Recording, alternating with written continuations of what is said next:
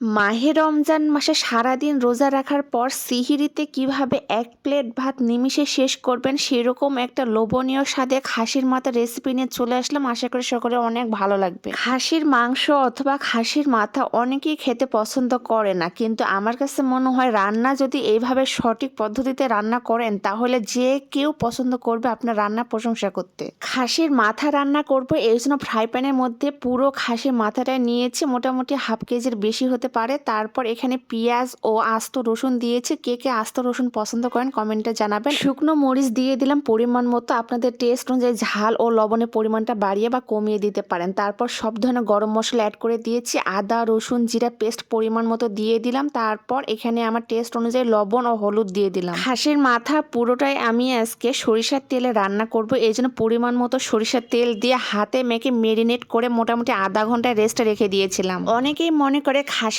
মাথা অথবা খাসির মাংস রান্না করার পরও অনেকটা গন্ধ থেকে যায়। আমার কাছে মনে হয় সবগুলো মাংসের মশলা দেওয়ার পর মেরিনেট করে আপনি অবশ্যই আধা ঘন্টা রেস্টে রেখে দিবেন, তাহলে দেখবেন মাথা অথবা মাংস অনেকটাই মাংসের মধ্যে মশলা ঢুকে যাবে, খেতে অনেক ভালো লাগবে। আমি প্রায় আধা ঘন্টা রেস্টে রাখার পর চুলার উপরে বসে দিয়েছি, সামান্য পরিমাণে পানি দিয়েছিলাম, ঢাকনাটা মাঝে মাঝে উঠিয়ে নিয়ে নেড়ে দিব যাতে সবগুলো উপকরণ ভালোভাবে মিক্সড হয়। আমার কাছে মনে হয় মাংস রান্নার সময় অবশ্যই কষানোটা বেশি প্রয়োজন। যে কোনো মাংস যদি একটু সময় নিয়ে কষানো হয় তাহলে দেখবেন এর স্বাদটা অনেক ভালো আসবে। আমি অল্প অল্প করে পানি দিয়ে খাসির মাথাটাকে ভালোভাবে কষাই নিব যাতে এক্সট্রা কোনো গন্ধ না থাকে। এইভাবে রান্না করে দেখবেন যে কেউ আপনার রান্না প্রশংসা করতে বাধ্য হবে। আমি যেই দিন এই খাসির মাথাটা রান্না করেছিলাম 1 প্লেট ভাত এমনি শেষ হয়ে গিয়েছিল। মাথাটা ভালোভাবে কষানোর পর একদম ঝোলের পানি দিয়ে দিব। আমার ফুল ভিডিওটিকে কোন জেলা থেকে দেখতেছেন অবশ্যই কমেন্টে জানাবেন, আর ভিডিওটা ভালো লাগলে বেশি বেশি করে শেয়ার করবেন। আমার রান্না কমপ্লিট, সেহরির জন্য লোভনীয় সাথে খাসির মাথা।